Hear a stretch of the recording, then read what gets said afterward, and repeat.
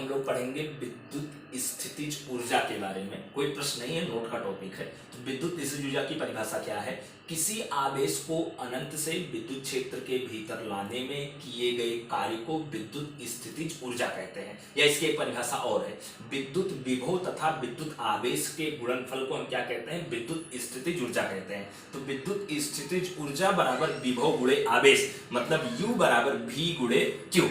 अब यहाँ पर देखना, नोट करके है, जैसे मान लीजिए दो आवेश Q1 Q2 हैं, एक दूसरे से r दूरी पर रखे गए हों, तब इस निकाय की जो विद्युत स्थितिज ऊर्जा होती है U बराबर K Q1 Q2 बटे R।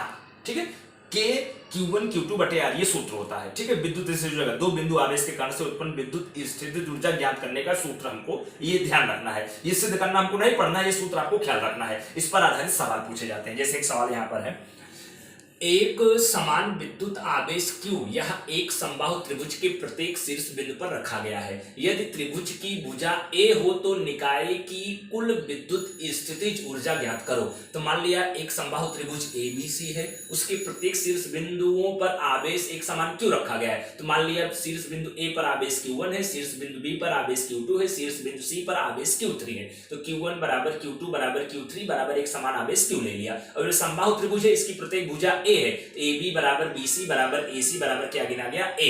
अब यहाँ पर निकाय की विद्युत स्थितिज ऊर्जा निकालना है। तो यहाँ पर कुल तीन प्रकार की विद्युत स्थितिज ऊर्जा उत्पन्न होगी, A और B के कारण से, B और C के कारण से, C और A के कारण से। इसलिए निकाय की कुल विद्युत स्थितिज ऊर्जा U बराबर UAB धन UBC धन UAC। तो UAB मतलब K Q1 Q2 बटे इनके बीच की दूरी A।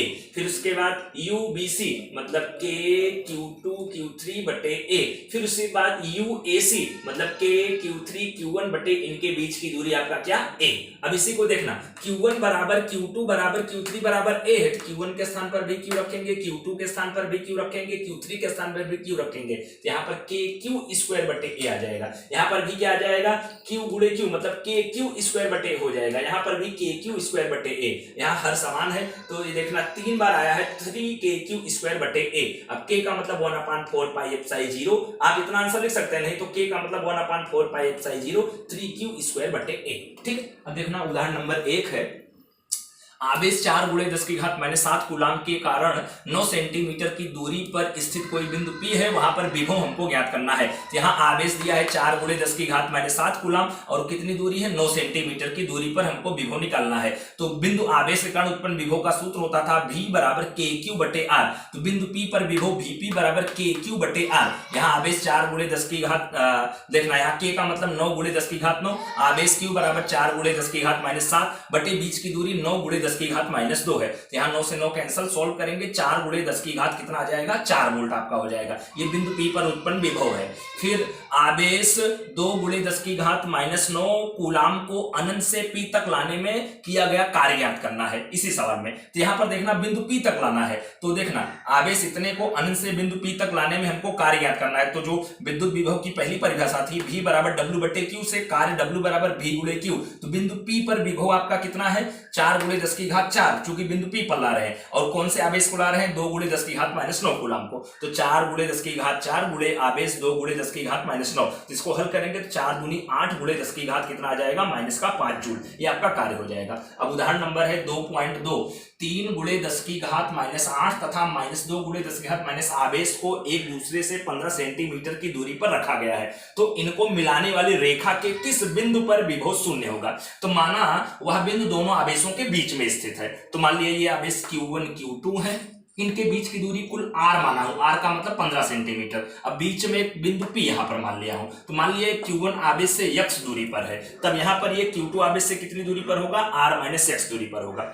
Q1 का मान 3 गुणे 10 की घात -8 कूलाम, Q2 का मान -2 गुणे 10 की घात -8 कूलाम और इनके बीच की कुल दूरी R बराबर 15 सेंटीमीटर। तो प्रश्न ऐसा है कि किस बिंदु पर विभव शून्य होगा? तो माना था वह बिंदु P है, तो बिंदु P पर विभव शून्य होगा, VP बराबर 0। तो बिंदु P पर जो विभव उत्पन्न होगा Q1 आवेश के कारण से भी उत्पन्न होगा, Q2 आवेश के कारण से भी उत्पन्न होगा। तो Q1 आवेश के कारण के लिए विभव V1 लिया और Q2 आवेश के लिए विभव V2 लिया। तो V1 मतलब आवेश का जो विभव का जो सूत्र होता है के क्यू बटे आर, तो Q1 आवेश बिंदु P से x दूरी पर है तो के Q1 बटे आपका r का मतलब x, प्लस अब Q2 आवेश बिंदु P से r माइनस x दूरी पर है तो के Q2 बटे r माइनस x बराबर टोटल आपका 0। इन दोनों में के कॉमन ले लिया, Q1 का मान 3 गुणे 10 की घात माइनस 8 बटे x प्लस Q2 का मान माइनस 2 गुणे 10 की घात माइनस 8 बटे r माइनस x बराबर 0। तो के उधर जाके 0 होके समाप्त हो जाएगा, 10 की घात माइनस 8 भी कॉमन होके उधर समाप्त हो जाएगा। यहाँ बचेगा क्या 3 बटे x और यहाँ प्लस माइनस माइनस बचेगा क्या 2 बटे r माइनस x, तो इसको उधर ले गया प्लस का हो गया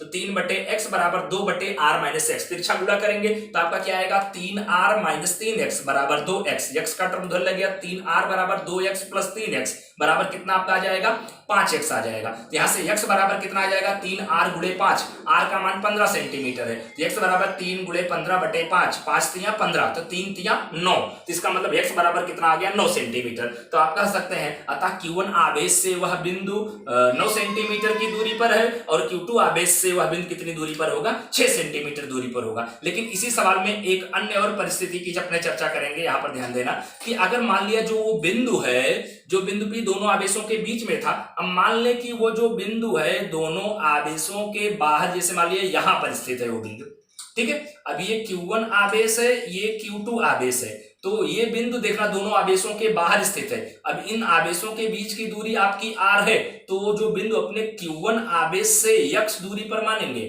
तब ये Q2 आवेश से उसकी दूरी कितनी गिनी जाएगी, इस बार x माइनस r गिना जाएगा। अब बिंदु P पर विभव, फिर इसी मेथड से आप लोग सॉल्व करना। तो इस सवाल को जब आप लोग सॉल्व करेंगे तब इसमें x बराबर कितना आएगा 45 सेंटीमीटर आएगा। ये आप लोगों को दिया हल करने के लिए, ओके।